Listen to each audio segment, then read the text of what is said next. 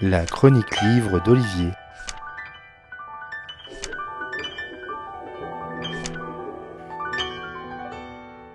Il y a un terme corse qui qualifie bien cette notion de vengeance qui peut germer entre deux familles se livrant à une haine féroce, faisant pleuvoir les corps de part et d'autre.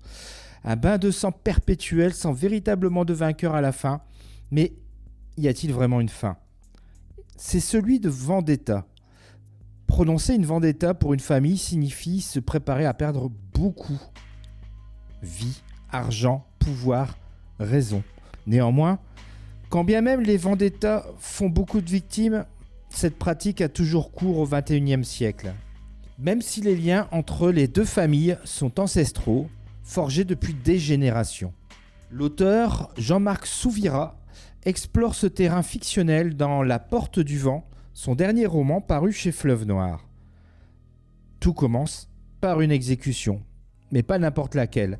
Celle de Richard Nathan, fils d'Albert Nathan, à la tête d'une grande famille d'escrocs de confession juive.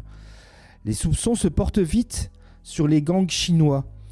Étrange, car les deux camps font plutôt affaire depuis des lustres, les Chinois assurant le blanchiment de l'argent escroqué par les familles juives. Au milieu de cela, le commandant Dalmat, qui ne veut pas être le compteur de cadavres entre les deux camps. Il va découvrir que les relations entre les deux clans remontent à plus de 100 ans sur les terres boulonnaises en plein conflit mondial avec un Talmud en chinois, une montre à gousset et une cage à criquet. Cela faisait 8 ans que Jean-Marc Souvira n'avait pas sorti de nouveaux romans et quel plaisir de retrouver ces histoires fleuves. Ne soyez surtout pas effrayés par les un peu moins de 600 pages. Cela passera comme une fleur. Et pourtant, des cadavres vont parsemer les chapitres au gré des vengeances entre les différentes familles. Jean-Marc Souvira réussit la prouesse de nous livrer à la fois un polar, mais aussi un roman historique, et cela sans les imbriquer. Sans déflorer la trame narrative, l'auteur va faire une longue parenthèse qui va vous embarquer au sens propre comme au figuré, en Chine, puis en France, plus particulièrement au nord de la France, pendant la Première Guerre mondiale, et va faire connaître l'histoire de cette immigration chinoise venue suppléer la main-d'œuvre française partie au front.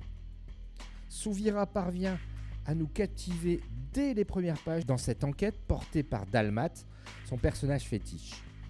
Entre la fougue méditerranéenne de la famille Nathan et la zénitude orientale de Shen Li, vous allez suivre cette vendetta à la sauce judéo-chinoise en apprenant des pans de l'histoire du XXe siècle. Sur quoi La Porte du Vent se fermera-t-elle ? Eh bien, à vous de le lire. Vous avez compris, un vrai plaisir de lecture, un satisfecit complet pour La Porte du Vent. L'auteur Jean-Marc Souvira et c'est paru chez Fleuve Noir Édition. Bonne lecture et à bientôt. C'était vraiment très intéressant.